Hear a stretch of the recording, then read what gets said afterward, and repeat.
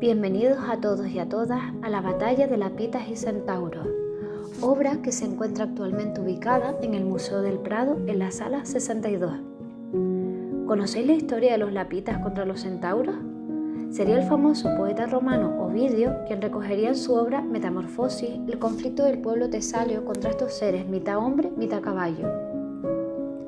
Cuenta la leyenda que habían sido invitados a la boda de Hipodamía, hija del rey de Argos con Piritó, rey de los Lapitas, momento en que estos aprovecharían para raptar a la novia y a otras mujeres que asistían a la ceremonia.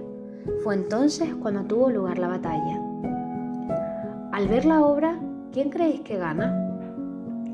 Efectivamente, son los Lapitas quienes con la ayuda de Teseo, posiblemente os suene por Teseo y el Minotauro, amigo de Pirino, por quien ganan. Para los griegos y los romanos, esta leyenda tenía un carácter funcional, y es que en ella se identificaba a los centauros con la prehistoria de los hombres, ligados todavía al mundo animal. En contraposición, a los Lapitas se les consideraba la civilización superior, capaz de dominar sus instintos gracias a la razón. El pintor español que se encuentra tras esta obra es Rafael Tejeo Díaz, asociado al estilo neoclásico, prácticamente desconocido y escasamente valorado en vida por su filiación al movimiento romántico.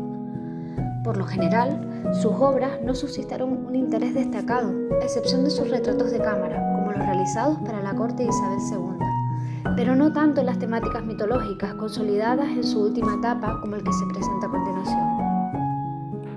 En 1835, el pintor recoge de forma magistral la escena de la lucha entre Lapitas y centauros que invaden la mayor parte del espacio. El fondo está ocupado por un paisaje que nos recuerda a las obras pictóricas del romanticismo, en el que además se insertan edificios clásicos que nos dan una clara referencia al contexto histórico.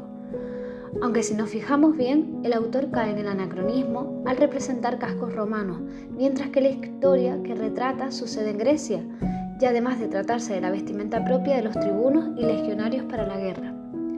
Recordemos que el escenario principal era el de un banquete de boda y no el de un campo de batalla. ¿Qué elementos podrías nombrar para justificar la contextualización de la historia en la obra? La influencia clásica e incluso renacentista, si pensamos en la forma en que los cuerpos desnudos y musculados se retuercen unos sobre otros, resulta evidente. El efecto de serpentinata nos lleva a pensar directamente en Miguel Ángel, lo cual no sería descabellado, ya que Rafael Tejeo fue a estudiar a Italia, donde pasó 5 años desarrollando su estilo bajo la influencia de los maestros clásicos.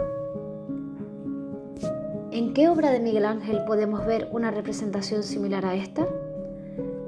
El foco de luz se dirige al centro de la obra y se posiciona en el que podría considerarse el motivo del conflicto, el rapto de Hipodamía. Asimismo, el de la resolución, el Minotauro muerto a manos de Teseo, quien la ha salvado. Curiosamente, en este foco de tensión es donde las figuras representadas muestran una pose en cierto modo más relajada, frente al resto de figuras que las rodean, envueltas en una violencia atroz. Este claro contraste, reflejado en la representación, es propio de las obras clásicas, la pulsión que el aclamado psicólogo Sigmund Freud defendía como naturales. El eros, los instintos más primitivos por satisfacer los deseos de vida, frente al tánatos, los deseos por satisfacer los impulsos de destrucción y agresividad, en definitiva, de muerte. Para los griegos, demostrar esta dualidad era primordial, puesto que entendían que era parte de la naturaleza humana y de su desarrollo.